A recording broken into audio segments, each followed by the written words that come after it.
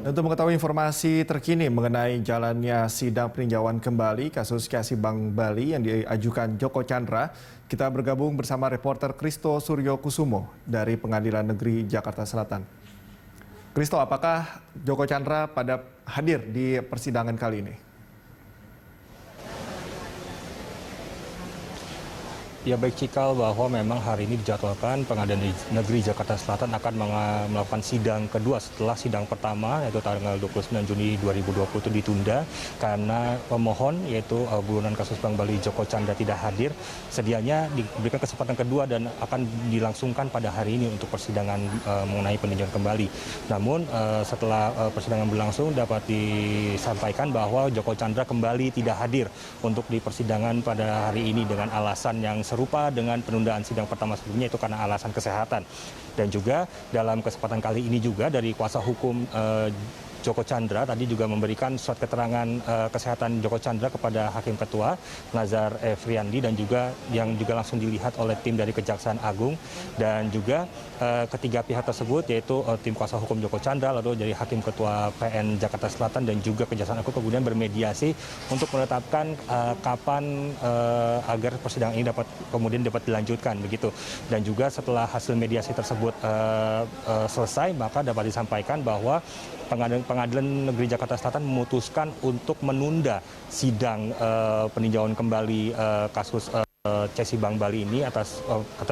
nama pemohon Joko Chandra yang sedia harus dilakukan pada hari ini tanggal 6 Juli 2020 ini akan ditunda dan akan kemudian dilanjutkan kembali 2 minggu dari sekarang yaitu tanggal 20 Juli 2020 yang juga merupakan kesempatan ketiga bagi pemohon Joko Chandra untuk dapat mengajukan peninjauan kembali atas kasusnya tersebut karena jika pada tanggal 20 Juli nanti ini Joko Chandra tidak hadir kembali dalam persidangan maka peninjauan kembali yang sudah diajukan ke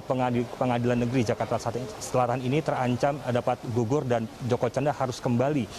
mengajukan peninjauan kembali ke Pengadilan Negeri Jakarta Selatan. Dan juga sedikit informasi bahwa yang diperoleh dari sidang tadi bahwa Joko Chandra saat ini memang dalam kondisi kesehatan yang kurang baik dan berdasarkan pemeriksaan dokter yang diketahui dari surat keterangan sehat yang juga diberikan kepada hakim bahwa saat ini Joko Chandra sedang berada di Kuala Lumpur, Malaysia dan juga dokter dari Kuala Lumpur, Malaysia ini menganjurkan kepada Joko Chandra untuk beristirahat selama kurang lebih 8 hari. Namun atas pertimbangan kesehatan ini juga yang akhirnya membuat tim kuasa hukum Joko Chandra, pihak Pengadilan Negeri Jakarta Selatan dan juga pihak Kejaksaan Agung untuk mengalihkan ataupun memindahkan sidang peninjauan kembali ini menjadi 2 minggu dari sekarang yaitu tanggal 20 Juli 2020 mendatang. Cikal.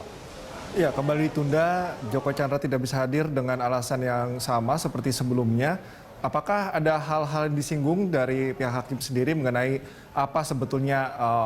peran sentral dari Joko Chandra dalam kasus ini, Kristo? Kemudian apa yang bisa, ada celahkah yang bisa membuat Joko Chandra ini bisa buron dan bolak-balik ke luar negeri? Karena kita tahu pergi ke luar negerinya bukan hanya sekarang, tetapi juga di tahun-tahun sebelumnya. Ini apakah jadi pertimbangan dalam perjalanan dari PK ini, Kristo?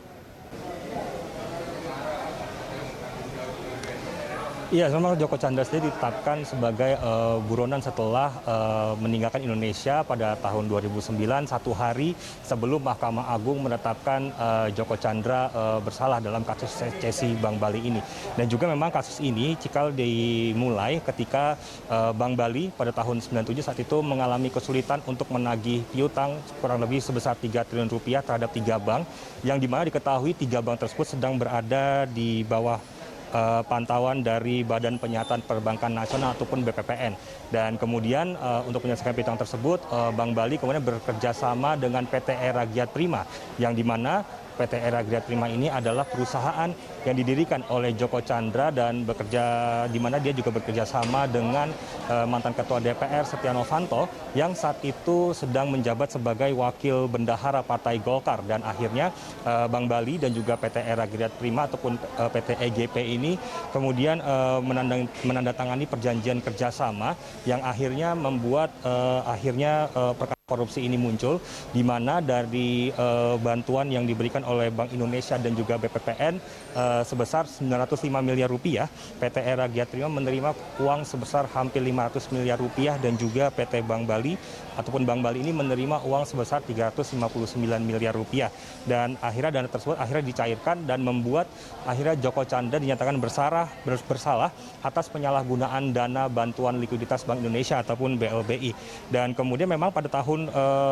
2008 Pengadilan Negeri Jakarta Selatan sempat memvonis bebas Joko Chandra dari kasus ini. Namun hal tersebut direspon oleh Kejaksaan Agung yang kemudian mengajukan peninjauan kembali atau PK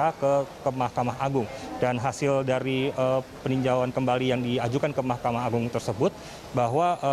dalam perkara ini Joko Chandra dijatuhi vonis selama 2 tahun penjara dan juga memerintahkan Joko Chandra untuk membayar denda sebesar 15 juta rupiah dan uang 546 miliar yang ada di Bank Bali. Namun meskipun demikian, 1 hari sebelum Mahkamah Agung akan menjatuhkan vonis kepada Joko Chandra, ini Joko Chandra diketahui menyewa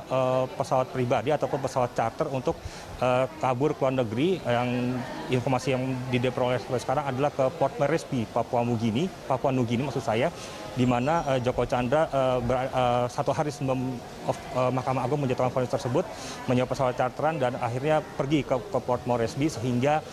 Joko Chandra tidak dapat menjalani masa tahanannya terlebih dahulu di sini selama 2 tahun dan juga membayar denda sebesar 15 juta rupiah dan juga uangnya dari Bank Bali ini sebesar 546 miliar rupiah baru setelah 11 tahun setelah tahun 2009 yaitu pada kemarin Juli 2020 Joko Chandra diketahui kembali ke Indonesia untuk kemudian mengajukan peninjauan kembali atas kasusnya atas kasus Bank Bali tersebut yang dimana ini menimbulkan berbagai macam polemik atas kembalinya Joko Chandra ke tanah air karena kembalinya Joko Chandra ke tanah air ini sama sekali tidak diketahui oleh pihak-pihak terkait seperti Kemenkumham lalu jadi Kejaksaan Agung juga dan juga dari pihak imigrasi ini sama sekali tidak mengetahui kembalinya Joko Chandra dari luar negeri ke tanah air. Cikal. Baik, Christo, terima kasih atas laporan Anda. Selamat bertugas kembali.